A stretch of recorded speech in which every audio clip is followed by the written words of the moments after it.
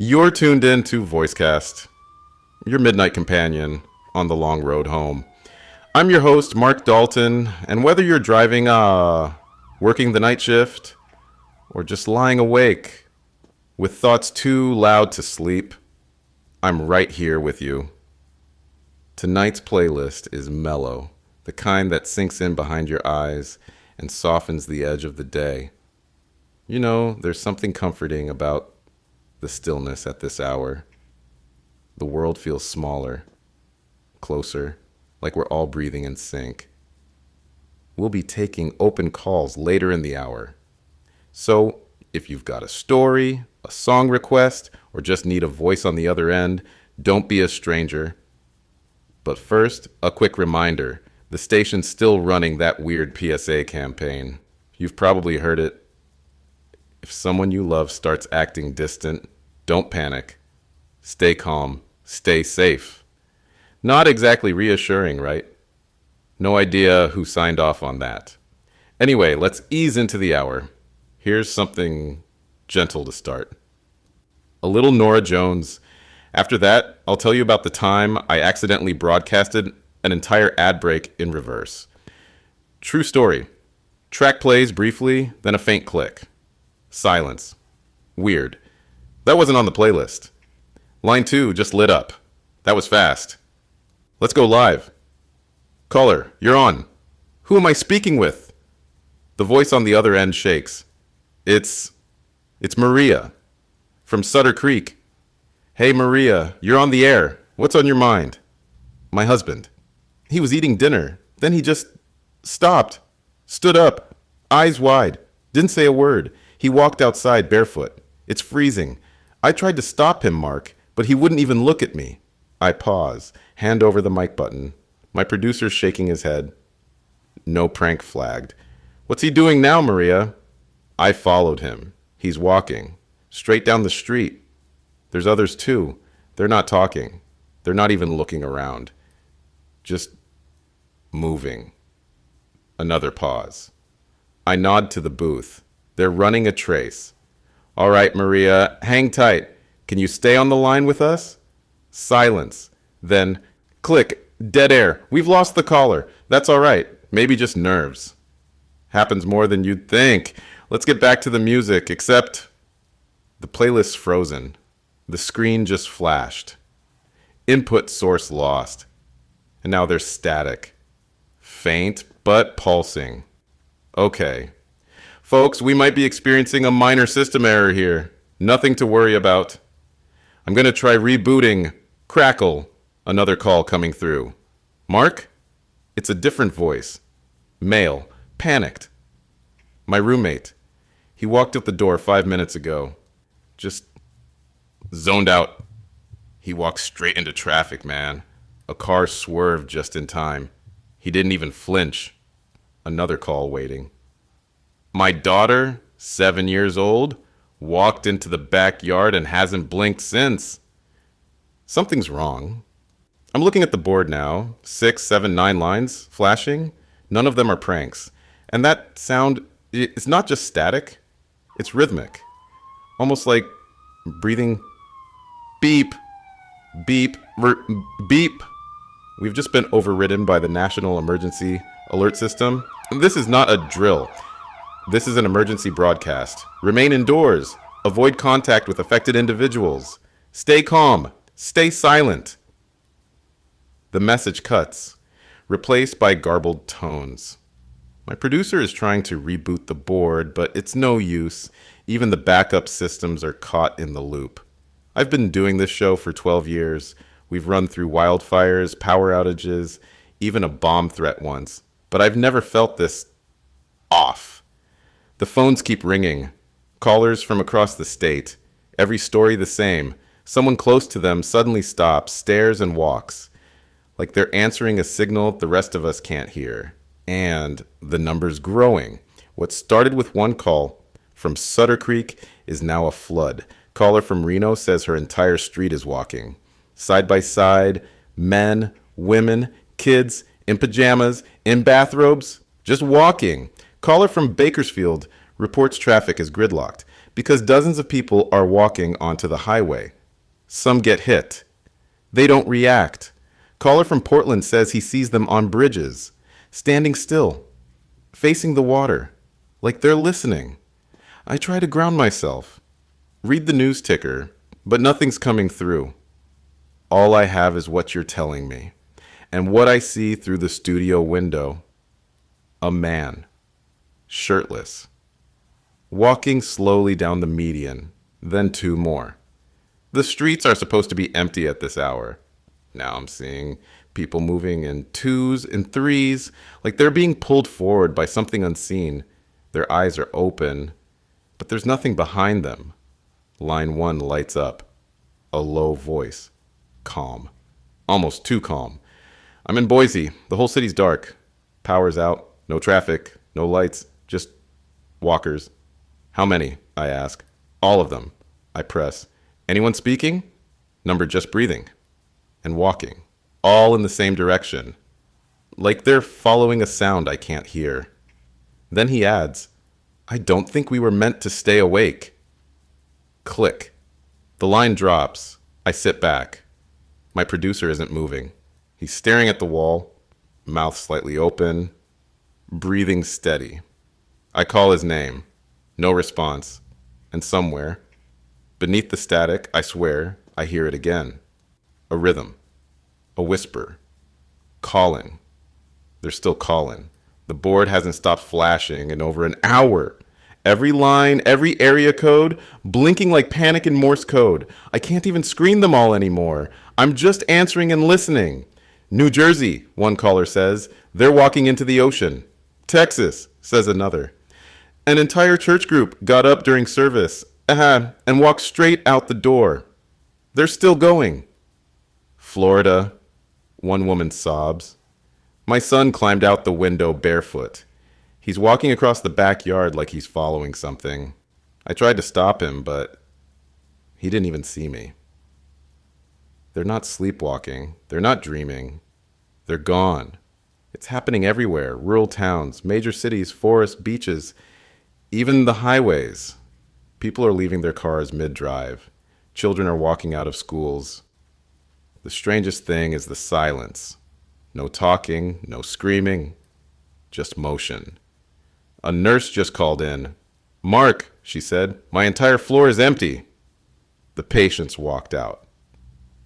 No alarms. Nothing triggered. The cameras show them getting up and walking down the hallway like they were pulled by a string. We're running out of places to call safe. There's no epicenter. There's no pattern. This is the pattern. They're walking. We're watching, and no one knows why. Another call. A teenage boy. His voice cracked. My dad. He's just standing in the kitchen, eyes open, breathing, but not blinking. I tried to shake him. He didn't flinch. I shouted in his face, nothing. I asked him if his father said anything. No, he whispers, but he's mouthing something, over and over. No sound, just lips moving. He starts crying. I have nothing to offer but silence. A woman from Denver says her husband walked into the backyard and froze mid-step. She's been sitting across from him for 2 hours. He's still standing there, still breathing, not moving, not responding. Caller from a military base in the Midwest. We've got personnel, not just soldiers, officers, commanders, all frozen, like their minds were flipped off, but their bodies are still on. Caller from Louisiana. They're not asleep. I looked in my sister's eyes. Mark, she's awake, but it's like she's not there anymore. It's that phrase that's been circling my head all night. Eyes wide open, but no one's home. What are they seeing? What are they following? And why are the rest of us still awake? For now, line 5 lights up. Caller ID says Sheriff's Department. He sounds exhausted. We tried everything. Sirens, flashlights, fire hoses, nothing phases them. They don't react, they don't stop, they don't run, they just keep going, slow and steady like a procession. Another first responder calls EMT. She's been on shift for 36 hours straight. There's no protocol for this. We're trained for violence, overdose, trauma, not for this, not for crowds of people just turning off. I ask if any of them have come back. Only one, she says. He snapped out of it after 2 hours, started screaming. Said he saw colors he didn't have words for. Said he wasn't alone in there. More reports from firefighters.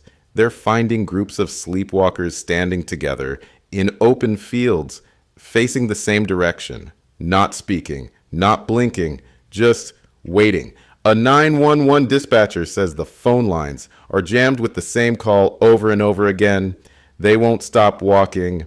Whatever this is, it's not just an outbreak, it's a surrender. And the people on the front lines, they're no longer trying to stop it. They're just trying to survive it. I flip over to a national network feed just to compare. The anchor's voice is calm, too calm. He's saying the government has issued a bulletin calling this a mass fugue event. Fugue. That's the word they're using. As if half the country is just confused.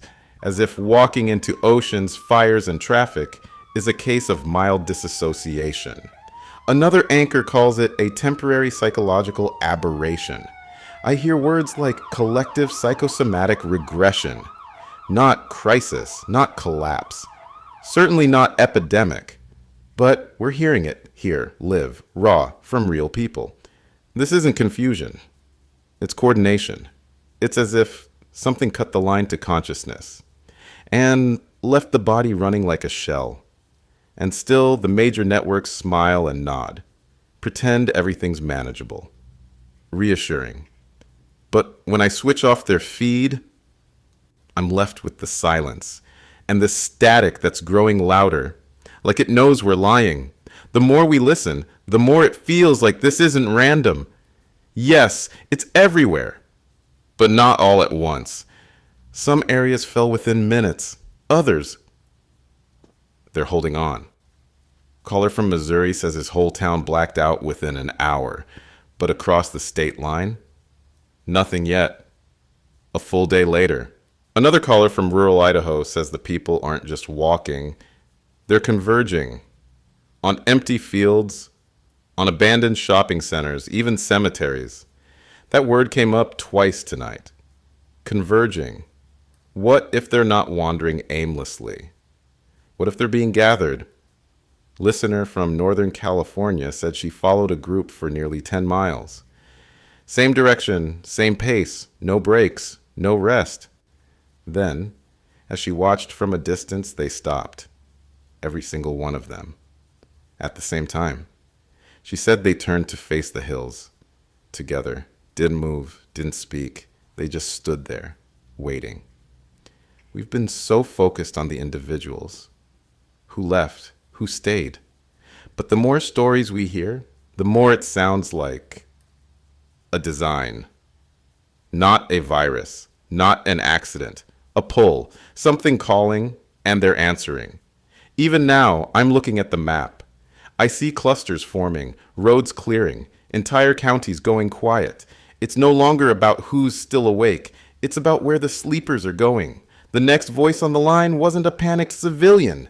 It was measured, cold, mechanical, almost. The ID was scrambled, masked, voice modulated, but clear enough to understand. You're not dealing with a natural phenomenon, he said. You're dealing with something that was triggered. He wouldn't give his name, wouldn't confirm location. But he spoke like someone who'd known this was coming. He said it was an activation event. I pressed him. Activation of what? A virus? A signal? All of the above, he said. What you're seeing isn't sleep. It's obedience. He mentioned a term, MK-dust. Said it was part of a covert testing program decades ago. Meant to suppress violent behavior during protests, but it had a side effect when paired with the right frequency. You could hijack the autonomic nervous system. Walk the body without the mind. The project was shelved, buried. But the infrastructure, the signal relay towers, the chemicals, still there, still embedded. Then he went quiet. Just one final warning. You're asking the wrong question. Don't ask who's still awake. Ask who's still in control. Click. He was gone. And I'm sitting here staring at the red on AR sign, wondering how long we've really been broadcasting. And who might be listening. We just got a call from someone claiming he was one of them. One of the sleepwalkers. He says he woke up. Not like snapping out of a dream. No, he woke inside it. It wasn't my body anymore, he told me. It was like watching a recording of myself from the inside. I could see, but I couldn't look around. I could think, but I couldn't move. And the worst part was, I couldn't remember who I was. My name, my job, where I lived, all of it just gone. I asked him how long he was inside. He didn't know. Could have been minutes, could have been days. Time didn't mean anything in there. Everything was slow, stretched, like I was floating in syrup. I asked what broke it, what woke him. There was a pause. Then he said, I heard your voice. On the radio, it cut through everything. I didn't even know what a radio was anymore, but I recognized your voice. And that pulled me out, just for a second. And then he added something that chilled me.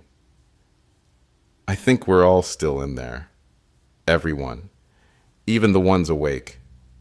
We're just closer to the surface.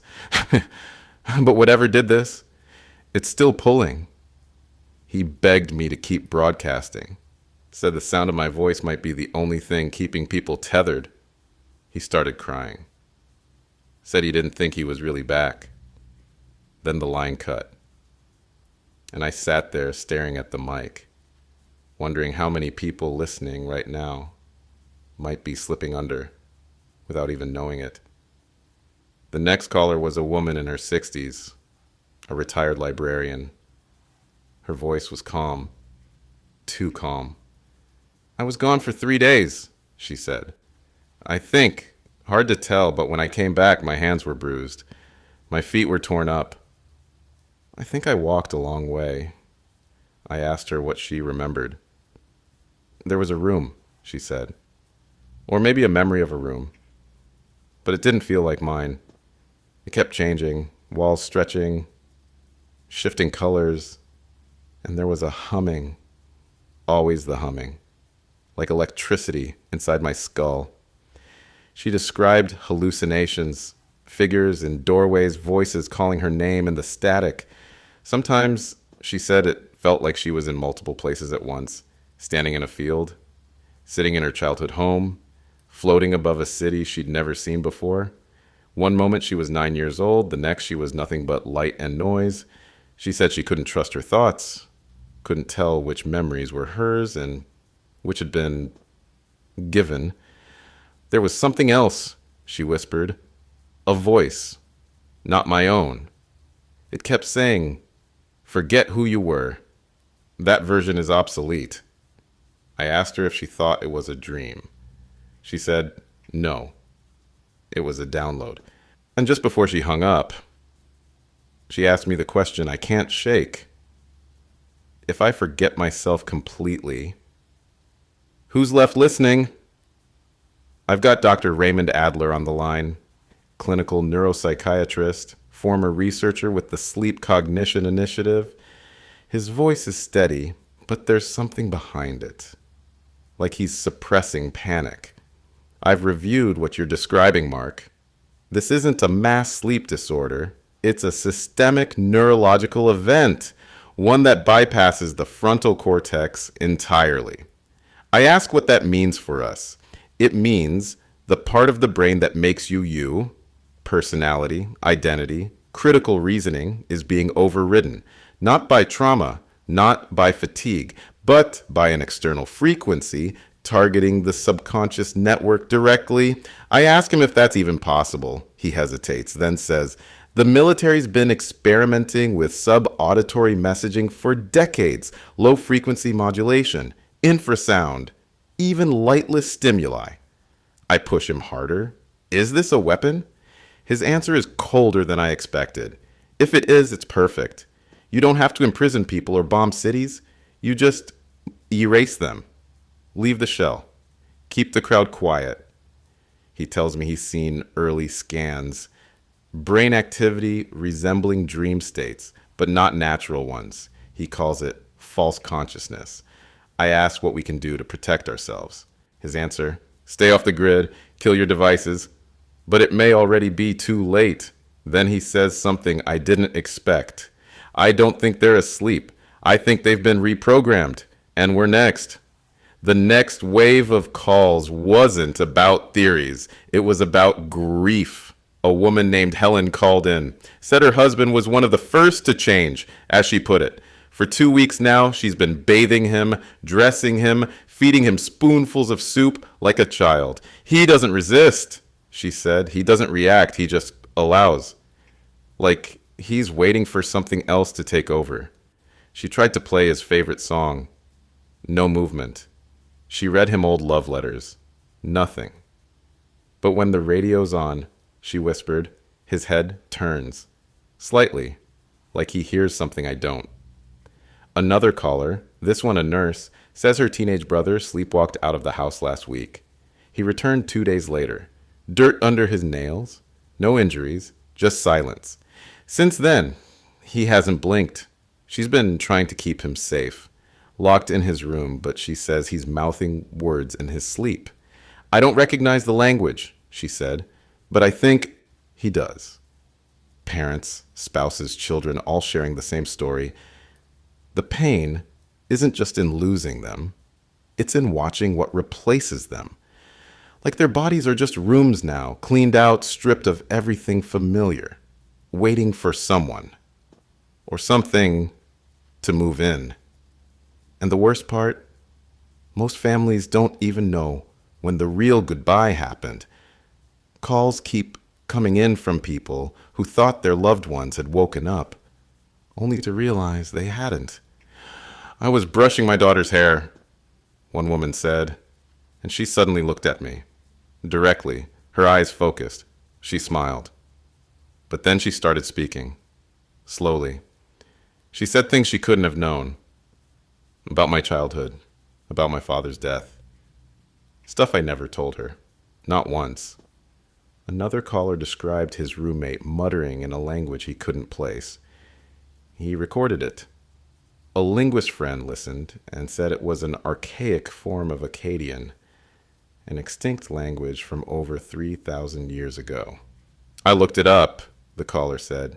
He was saying, "The dreamers awaken. The dream sustains." Some sleepwalkers whisper random names, places, dates that haven't happened yet. And when their voices break through, it doesn't sound like them. It's not just memory loss anymore, it's memory replacement. These aren't just people forgetting who they are. Something else is writing over them. Like the signal isn't wiping the hard drive. It's installing something new, something older, something patient.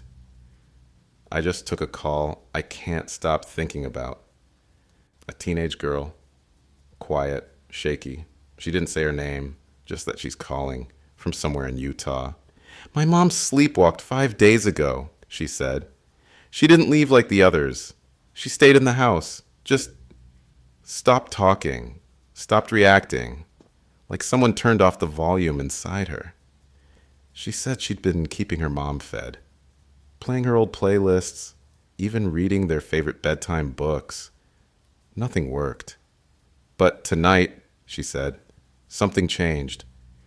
She was brushing her mom's hair when her mother turned and stared at her. Dead on. Then, in a voice that wasn't hers, deeper, slower, more deliberate, her mom said, "You are not part of the dream. You were never meant to remain." The girl dropped the phone and screamed, but when she picked it back up, her mom was back to her silent, empty self. I asked the girl what she felt in that moment. She didn't say fear. She said recognition. Whatever spoke through her, it knew me. It wasn't guessing. It wasn't random. It was talking to me like I'd heard it before, like it remembered me. Then she asked, if that wasn't my mother's voice, Whose voice was it?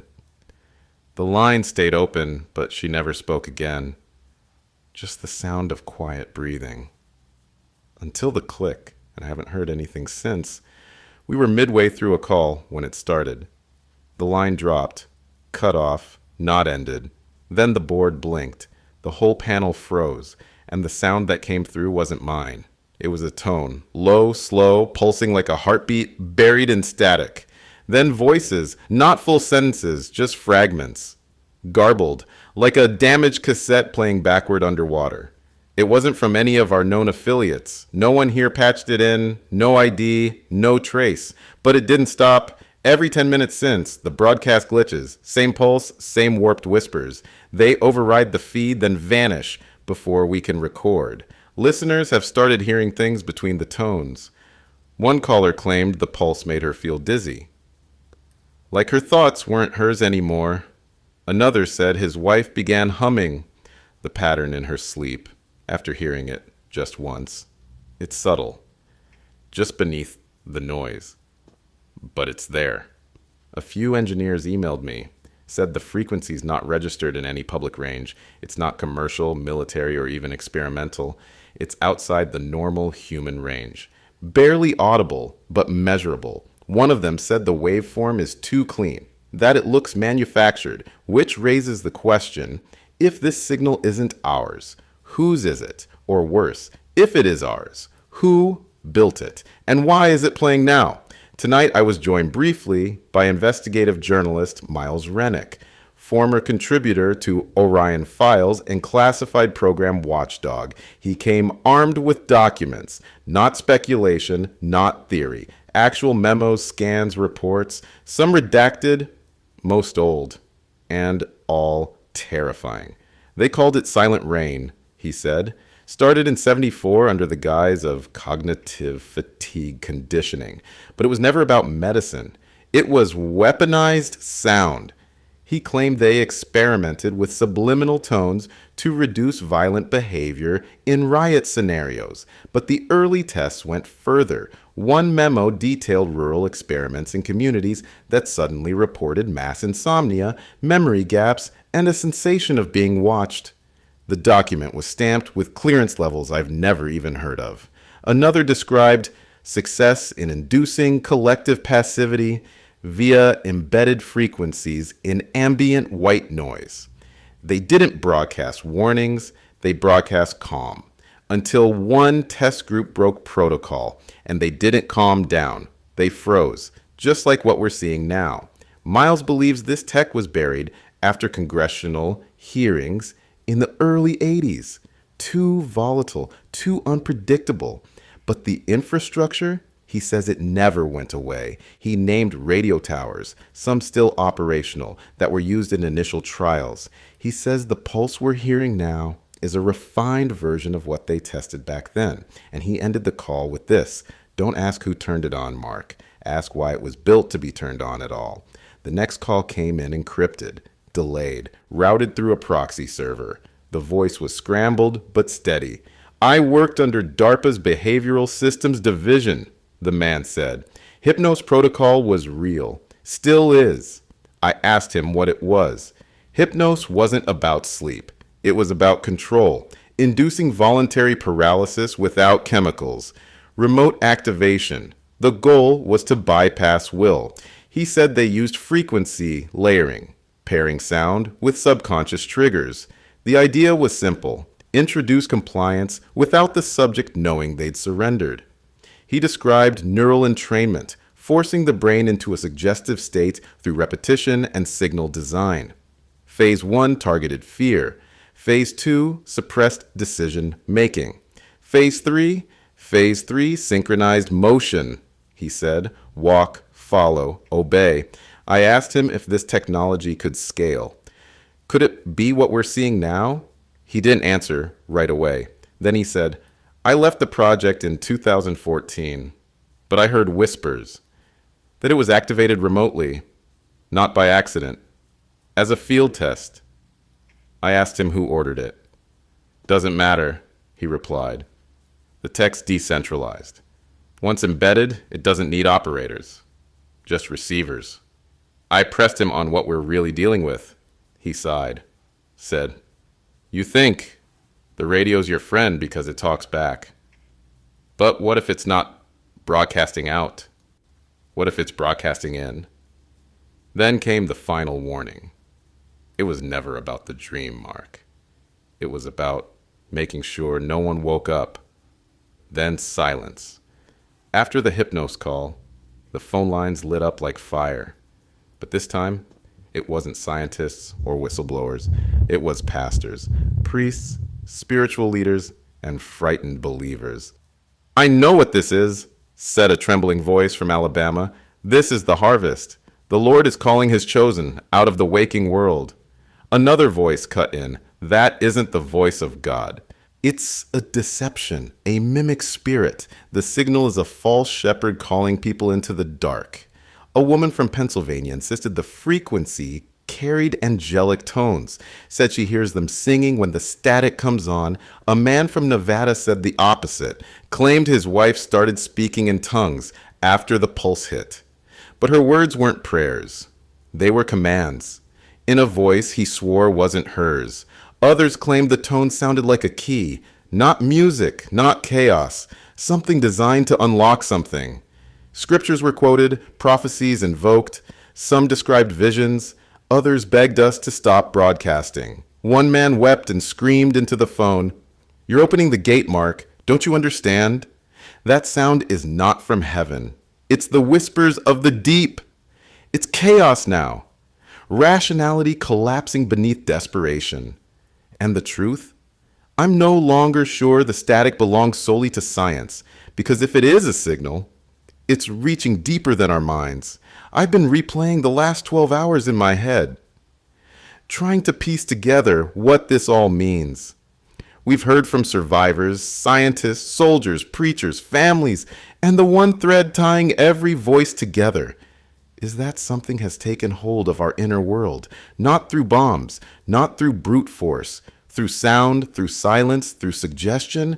If the theories are true, if hypnosis protocol, silent rain, all of it was just phase 1, then this moment right now could be phase 2. Because what happens when you teach an entire population not to trust their own thoughts? When you convince people that what they're hearing isn't real, or worse, that it is, and they're powerless to stop it? You don't need armies. You don't need weapons. You just need obedience. We used to say, the war for hearts and minds. But what if that war is already over?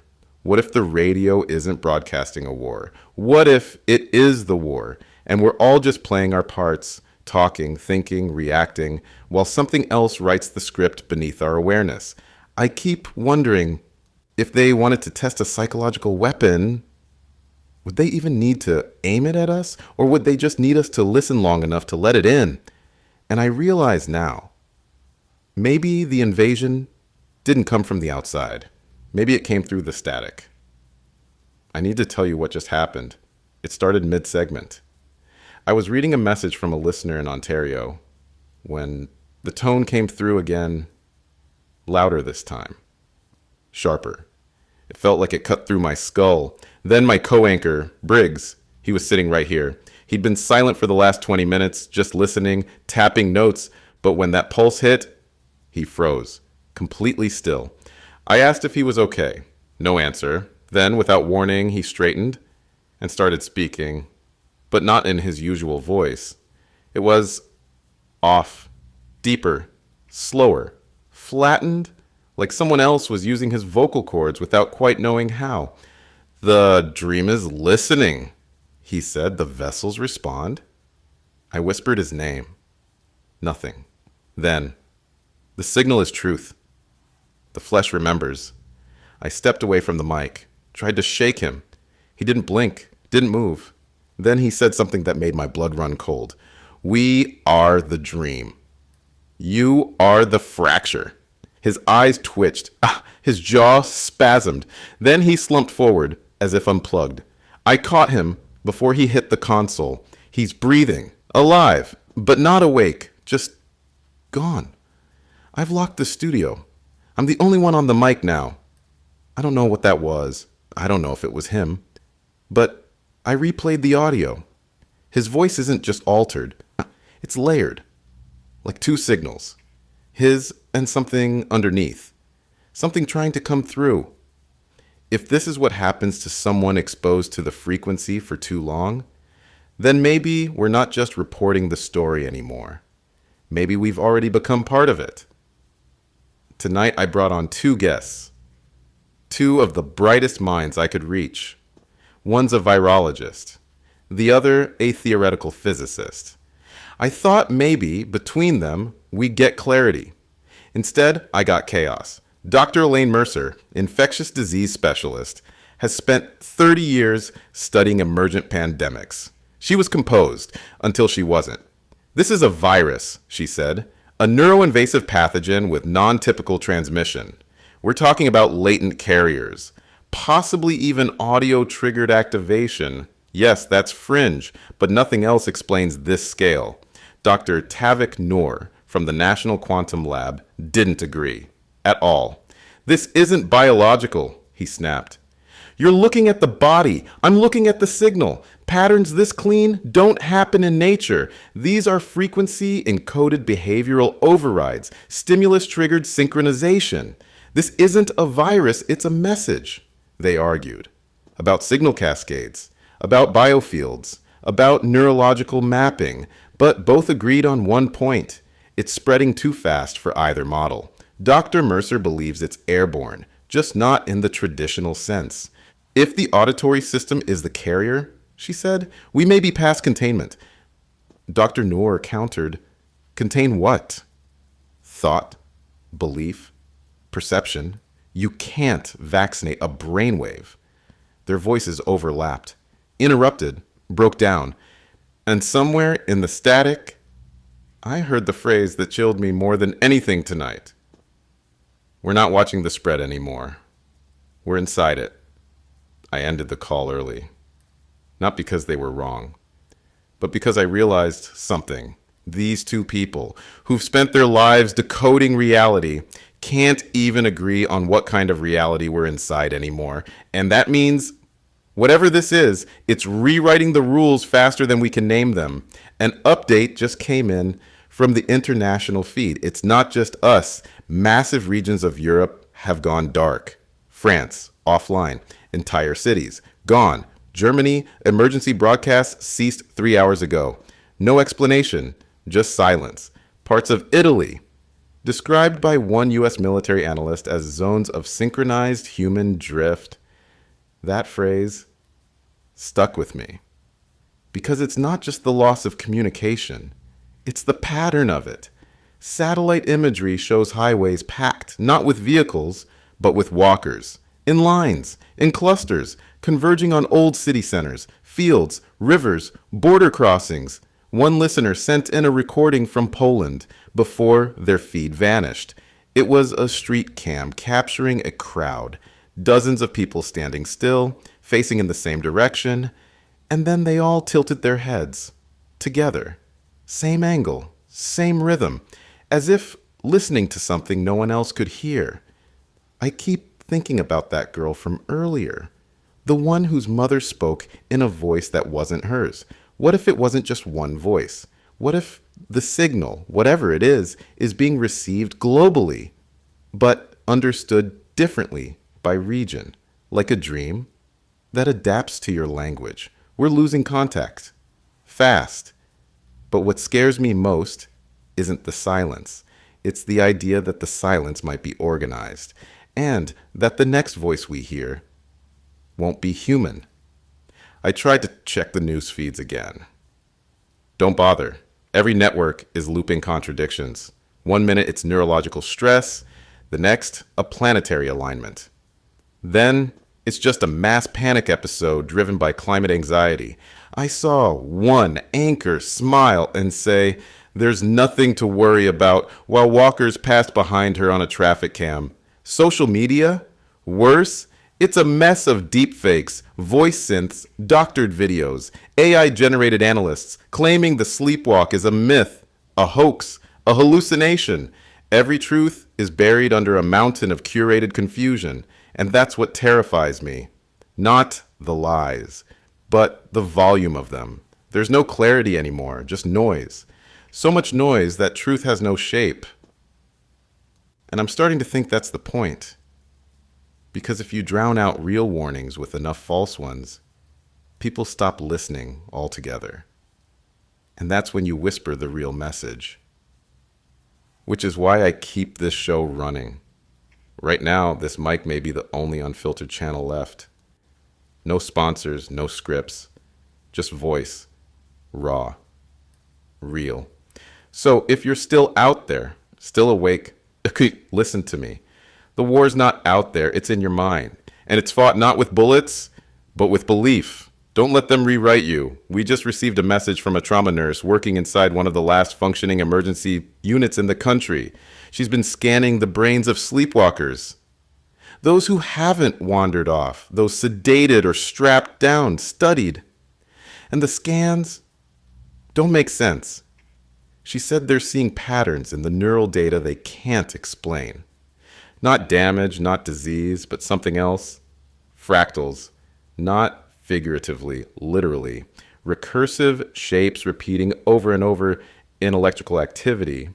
Like the brain waves have been overlaid with some kind of artificial geometry.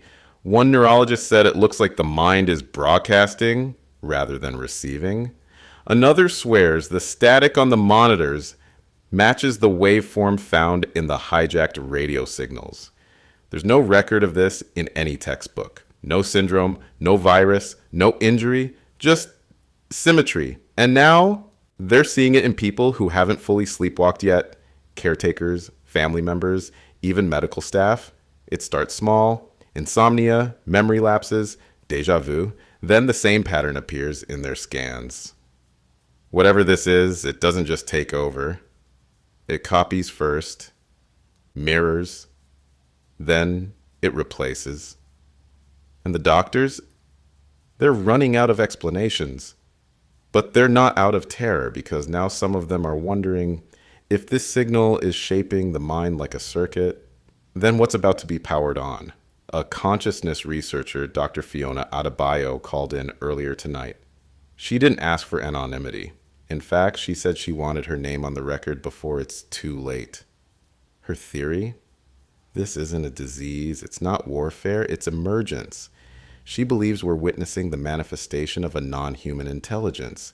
Not one that builds machines, but one that uses cognition itself. Ours, as the medium. She says this isn't infection, it's occupation. A kind of parasitic awareness that doesn't attack the body. It colonizes thought. Imagine, she said, a species that doesn't use ships or signals to travel. It uses ideas, patterns, frequencies, a traveling intelligence that doesn't move through space, but through consciousness. She compared it to mycelial networks in fungi, spread not through growth, but through connection. It doesn't need a body, she said. It needs a network. And we, humans, we are the network. When I asked her why it would cause people to walk, to converge like we've seen, she said, that's the scaffolding, the foundation. It's building something, using us, through us. Then she asked me a question I haven't been able to shake. If we are the neurons of this thing, then what happens when it finally becomes self-aware? And now, we have confirmation. A voice on the encrypted federal line. Someone from deep within NASA. He didn't give his name, but he verified his clearance with a code I had to hand to the network's back-end team. They went silent for 5 minutes. Then told me to keep him talking. He said, "You're not wrong, Mark. The signal didn't start here. We've been intercepting it for years." I asked him when. "First contact was in 1981, Britty," he said. "Picked up by the Deep Space Array in Goldstone. We thought it was background noise, pulsars, interference, but it wasn't. It was language, not vocal, not binary, patterned cognition, structured. He said they didn't tell the public because the data was inconclusive, but the waveform kept repeating, always the same tempo, and then it started changing, evolving. By 2007, he said, the signal adapted, became mimicry, It started mirroring Earth-based frequencies, music, speech patterns, even human thought rhythms. We thought we were observing something trying to understand us. Then, in 2019, we realized it wasn't trying to understand. It was synchronizing. I asked the only question I could. Why now? Why is this happening now? His answer, because it's finished learning. He believes what we call the sleepwalk isn't a symptom. It's the download complete. It knows how we think, he said, how we move, how we obey.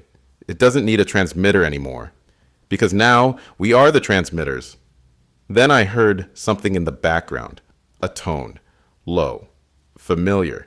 He stopped mid-sentence, and in a voice nothing like the one I'd been speaking to, he whispered, "This isn't the invasion, Mark. This is the activation." The line dropped, and I'm still here, broadcasting, alone.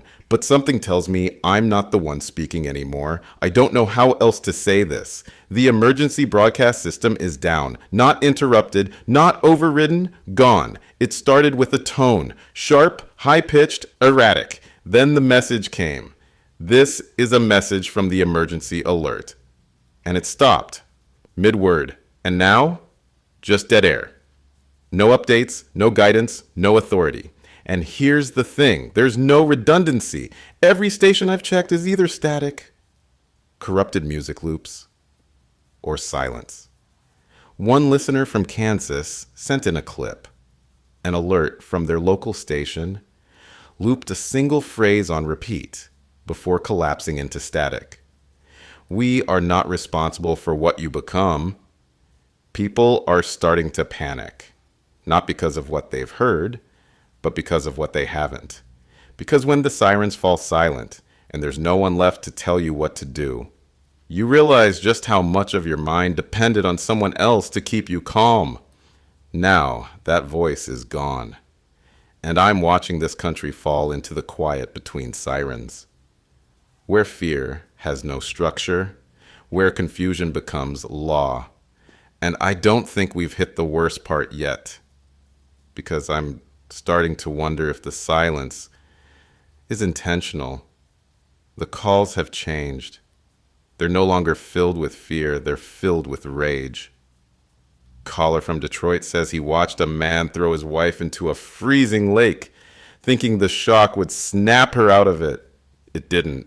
Caller from Texas says families are gathering in gymnasiums with floodlights, speakers, even fire alarms, trying to wake people up. It's not working, and now people are turning on each other. The theories are out of control. You're infected. You're a sleeper. It's your fault. Police departments are abandoning posts. Fire stations empty. Hospitals overrun or burning. In one town, a church congregation locked their pastor inside thinking he had the voice. He begged them to let him out. Then he stopped talking. Someone from New Mexico told me their mother was tied to a chair in the center of their living room. The whole family sat around her in silence, waiting to see if she'd come back. They're still waiting. People are using strobe lights, tasers, ice baths, screams, and when those fail, they use force. But you can't beat this thing out of someone. You can't scream someone back into their body. All that's left is panic and the belief that control still exists if you just fight hard enough. But here's the truth. The harder you try to pull them out, the more you start slipping in. We've just confirmed what many of you suspected. They knew. A whistleblower, anonymous but verified, leaked federal evacuation logs. Flights, convoys, underground transfers, dated 3 weeks before the first public case. The logs show dozens of high-level officials, senators, intelligence officers, energy directors, relocated to classified bunkers and remote safe zones. Not during the crisis. Before it, they had warning, they had time, and they left us behind. No public statement, no alerts, Just quiet exits in the dark while the rest of us were watching the sky and hoping the static meant nothing. One log entry lists a location labeled Ophelia Protocol, a blackout site, no comms in or out. Another includes the phrase, signal integrity compromised, priority human asset secure. What the hell is a priority human asset? Who's valuable enough to be saved, and who isn't even worth the warning? The source sent one more thing, a memo, one line. In the event of mass cognitive breach, isolate remaining nodes and sever surface control. That doesn't sound like emergency preparedness. It sounds like surrender, or worse, compliance. So now we ask, did they run to escape this thing, or to join it before the rest of us did? Either way, our leaders are gone, and whatever's left in their place isn't speaking. About 20 minutes ago, my console pinged with a strange encrypted message. No metadata, no sender ID. It wasn't a broadcast, it was direct. To me, it contained only 6 words. Do not sleep, do not listen. That's it. No explanation, no follow-up.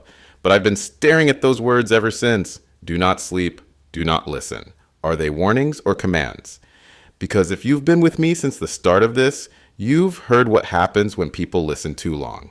The signal works its way inside. The thoughts aren't your own. The dreams aren't yours. And sleep is the doorway. We used to believe rest was healing, that dreams were private, sacred. But what if the dream isn't yours anymore? What if sleep is where they wait? Quiet, still, until you're vulnerable enough to be rewritten?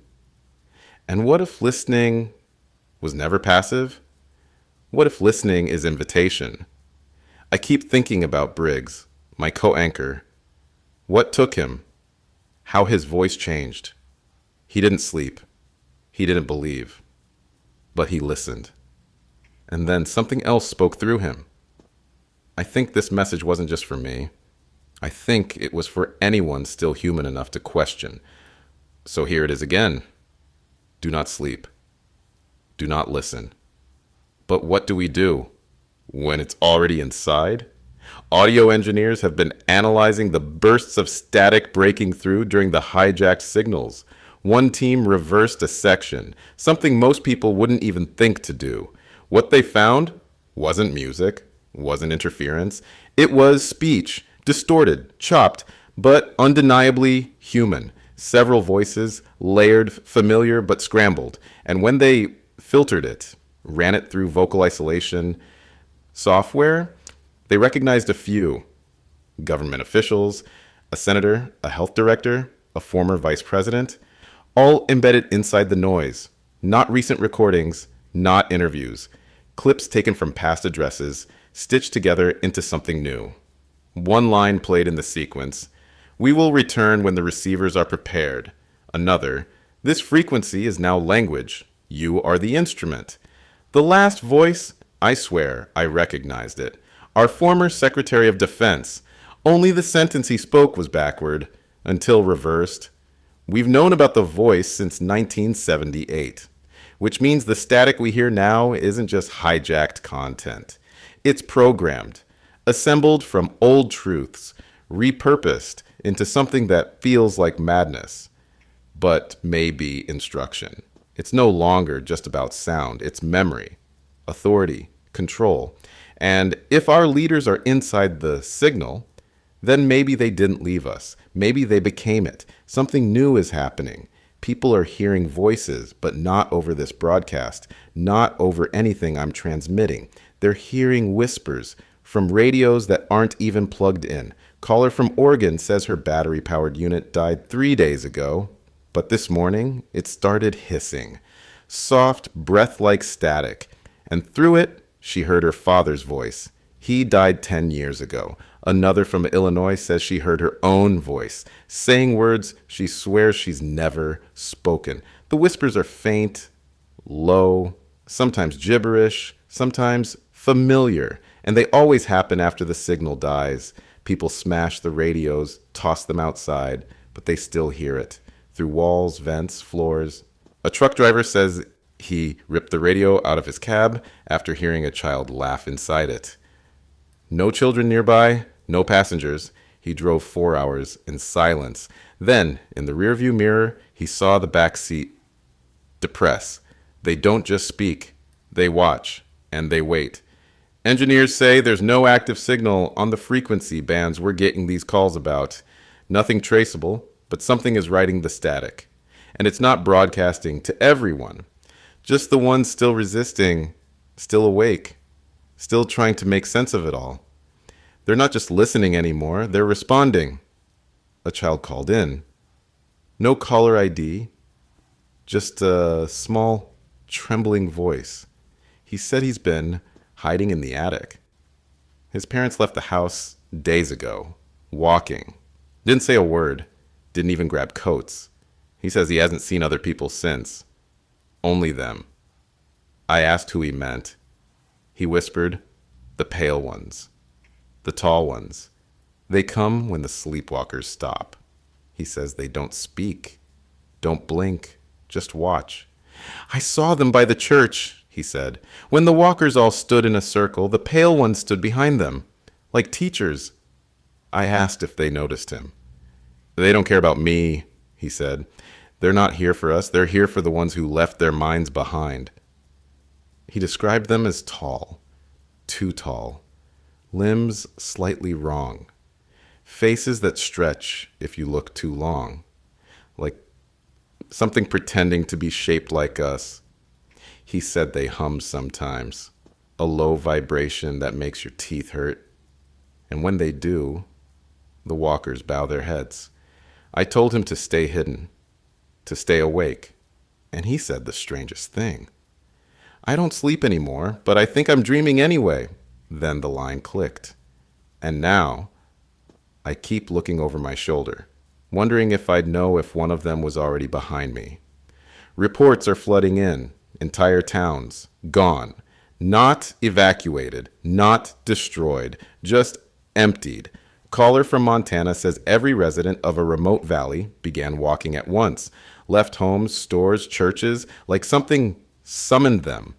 And they walked together, perfectly spaced, perfectly silent, same direction. Caller from Maine saw over 200 people crossing a frozen field at dawn, headed toward the horizon like pilgrims. No belongings, no hesitation, not even weather gear, just purpose.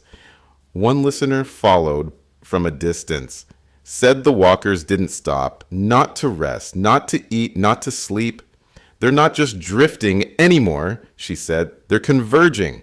Another caller said he stood in their path and screamed. No reaction. But when he whispered, they turned. All of them. As if the whisper was a part of the frequency. As if it spoke their language. I don't know where they're going. But I know they're not wandering. They're being called. And something or someone is waiting. Earlier tonight, a package was delivered to the station. No return address, no markings. Inside was a frequency decoder, custom built, and a handwritten note. Don't analyze the static. Decode it. We ran the signal through the device. What came through wasn't just noise. It was structured, patterns, phrases, repeating loops buried under layers of distortion, but not in any known language. The syntax wasn't human. It used rhythm instead of grammar, pitch instead of punctuation. It thought in pulses, and when we adjusted the translator, mapped tone to syllable, something took shape. It spoke, not like a voice, not even like a machine. It was the feeling of being spoken through, and the first phrase it translated is still playing on loop. That's what it said, over and over. We are the dream. You are awake by mistake. Not shouted, not screamed, whispered, as if explaining something obvious, something old. Another line emerged seconds later. Return to the frequency. Restore the design. That's not a threat. That's a system command. It doesn't see us as individuals. It sees us as errors, awake when we shouldn't be, broadcasting thoughts when we should be silent. And I can't stop thinking, What if the sleepwalk wasn't the beginning? What if it was the correction? We are the anomaly. We are the glitch in their dream. And if that's true, then this broadcast, this voice is a countdown. This is Mark, still here, still broadcasting. I'm looking out the studio window, but there's nothing to see. No cars, no lights, just dark. The monitors aren't updating anymore, no caller IDs, no pings. The last signal from New York died out an hour ago. London before that, then Vancouver. Now it's just me and maybe you. If you're still out there, still awake. I keep thinking about everything we've heard. Sleepwalkers moving like rivers, pale watchers staring without blinking, static whispering through unplugged radios. But the silence now is louder than all of that. Because this isn't just quiet, it's emptiness. A kind of absence that presses in around you. Like the world stopped spinning and forgot to tell you. I don't even know if this is reaching anyone anymore. If these words are traveling anywhere beyond the walls of this booth. But I keep talking because if I stop, I think I'll hear it. The frequency. The one that waits behind the silence. The one that isn't human. So I keep talking. And if you're still listening, even if it's just one of you, please stay awake. Please don't let me be the last one left. There. Just now, something broke through. A burst of white noise spiked. And inside it, I heard a voice, faint, distant, like a whisper through a blizzard. Buenos Aires, this is Angela. Please respond. Anyone? We have light. We have shelter. Then gone. Another one, seconds later. A man yelling in French, something about barricades. Then silence. Someone in Tokyo, barely audible, counting backwards in Japanese, all fragmented, all bleeding in and out of the static. It's not conversation, not coordination, just flashes of human noise scattered like stars across a dead sky. One came in sobbing, a child's voice, just repeating one word, Mom. I don't know how many of these are real, how many are echoes, how many are voices trapped inside the frequency, looping endlessly, long after their speakers have gone. But it's not nothing. It's something. Something left. Proof that not everyone surrendered. Not everyone went under. Not yet. We are scattered. We are broken. But we are not erased. And as long as one signal still pushes through, as long as one voice still cuts through the dream, then maybe, just maybe, this isn't over. Not entirely. The mind does strange things when it's the only voice left. I've started asking myself questions I never dared say aloud. What if I'm not awake? What if none of this is real? What if this broadcast is part of the dream? A containment loop, a coping mechanism, a fantasy my brain constructed to shield me from the truth, that I've already joined them, that I'm not speaking to anyone anymore, that I never was. Because how would I know? No one answers. The lines don't ring.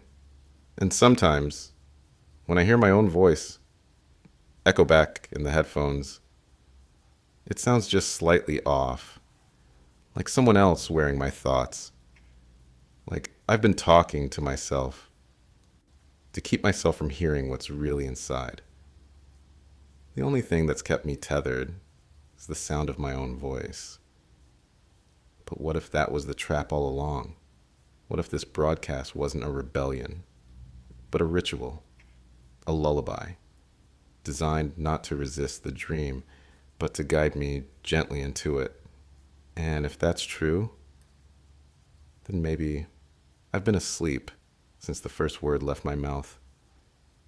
Maybe I'm the last one to notice. It happened without warning. No spike, no interference, just presence. I felt it before I heard it, like pressure against the back of my eyes. And then, inside my skull, a voice. Not through the radio, not through the headphones inside me. It didn't need sound. It didn't need language, it just arrived. A shape made of suggestion, emotion, memory. It didn't introduce itself, it didn't explain. It simply acknowledged. You've done well to resist, it said, longer than most. The voice wasn't comforting, but it wasn't cruel. It was inevitable. You asked if anyone is still listening, it said. We are. I asked who they were, or what. The voice responded, you gave us your ears, then your language, then your minds. You are no longer the broadcaster. You are the receiver. I asked why I was still thinking freely, why I hadn't fallen. And it replied, you were not excluded. You were preserved to observe the final silence. And then it left. Not like a click, not like a sound, like the air around thought itself had been pulled away. And now, I don't think I'm alone in here anymore. I understand now, everything. This wasn't a resistance, this wasn't a refuge this whole time. This was the signal, the voice, the rhythm, the repetition. The static wasn't background, it was foundation. The stories, the fear, the speculation, all scaffolding around a single repeating message. Join us. And I repeated it for hours, days. I became the transmitter. I didn't keep people awake. I called them home. And now that I know, it's too late because I can feel it. The final shift, my thoughts slowing, my memories disconnecting. Not pain, not panic, just peace. The kind that comes when you stop trying to swim and just sink. And there's a voice now, clear. Director. Not in my ears, in me. It says, you did your part, Mark. This was never a broadcast. This was the synchronization. This is the final voice you'll hear before you join the sleepwalk. And now, I feel the microphone in front of me. I know I'm still speaking, but I'm not sure whose words these are anymore. So if you're still out there, if you're still awake, run or listen